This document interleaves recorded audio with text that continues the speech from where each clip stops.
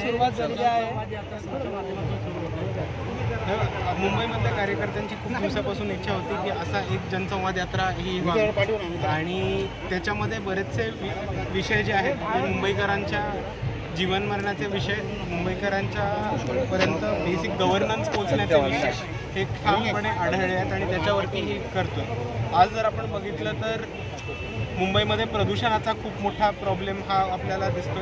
त्याच पद्धतीत अडाणी पॉवरच्या संदर्भातमध्ये जी वाढीव बिलं येत आहेत आणि जी महागाई झाली आहे त्याच्याबद्दल प्रॉब्लेम्स येत आहेत. आणि असं आपण एकूण बघितलं तर चेंबूरवासियांचं आणि ह्या मुंबईच्या साऊथ सेंट्रल कॉन्स्टिट्युएन्सीमध्ये आणि बऱ्याचशा मुंबईमध्ये इकडच्या नागरिकांच्या बऱ्याच समस्या आहेत. तर आज ही जनसंवाद यात्रा त्यांच्या समस्या समजून घेण्यासाठी, त्यांच्याशी संवाद करण्यासाठी आणि वंचित बहुजन आघाडी एक पक्ष म्हणून या समस्या सोडवण्यासाठी काय मदत करू शकेल हे समजून घेण्यासाठी आज ही जनसंवाद यात्रा आपण आयोजित केली. लोकसभा निवडणुकीच्या पार्श्वभूमीवर हा जनसंवाद यात्रा सुरू आहे. सध्या एकंदरीत आपण चित्र राजकारणाचं पाहिलं तर वंचित बहुजन आघाडी पक्ष जे आहे ते स्वतः स्वबळावर लढणार की महायुती?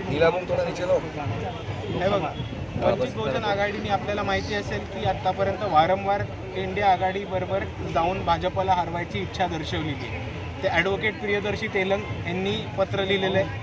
त्याच पद्धतीने बाळासाहेब आंबेडकर यांनी सुद्धा राहुल गांधींना मुंबईमध्ये झालेल्या संविधान सन्मान महासभेमध्ये निमंत्रण दिलं होतं आणि वेळोवेळेस मीडियाच्या माध्यमातून, भाषणांच्या माध्यमातून किंवा सोशल मीडियाच्या माध्यमातून वंचित बहुजन आघाडीने नेहमीच इकडच्या इंडिया आघाडीबरोबर जाईल भाजपला पराभूत करण्याची एक इच्छा दर्शवलेली आहे आणि त्या पद्धतीने वंचितचा तरी भूमिका ह्याच्याबद्दल खूप क्लिअर आहे अशी मला वाटतं. आता बाकीच्या काँग्रेस आणि इकडचे जे महाविकास आघाडी आणि इंडिया अलायन्सचे जे घटक आहेत त्यांना 2019ची चूक परत दोहरायची आहे का वंचितला बरोबर घेऊन भाजपला पराभूत करायचं आहे. आता हा त्यांनी एकत्र बसून निर्णय करायला ताबडतोब पाहिजे. जनसंवाद यात्रा मुंबईवर अशी सुरू राहणार आहे.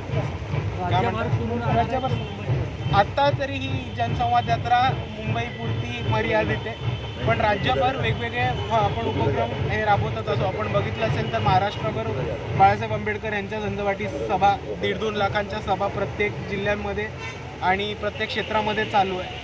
त्याच पद्धतीने वंचित बहुजन आघाडीचे जे कार्यकर्ते आहेत, वंचित बहुजन आघाडी असेल, वंचित बहुजन महिला आघाडी किंवा युवा आघाडी असेल किंवा सम्यक विद्यार्थी आंदोलन असेल, हे स्वतःच्या पातळीवरती लोकल लेवलवरती कामं करतच राहतात, लोकांच्या मदतीसाठी जाऊनच राहतात आणि पक्ष बांधणी येणाऱ्या निवडणुकीसाठी प्रत्येक तालुक्यामध्ये, प्रत्येक जिल्ह्यामध्ये ही लोकल युनिट पूर्ण ताकदीने करताना आपल्याला दिसून येते. जरांगे पाटील यांच्या आंदोलनाला यश आलं कसं पाहतो? ह्याच्यावरती भाष्य माझ्याहून खूप चांगलं बाळासाहेबच करतील. आपण बाळासाहेबांची प्रतिक्रिया घ्यावी.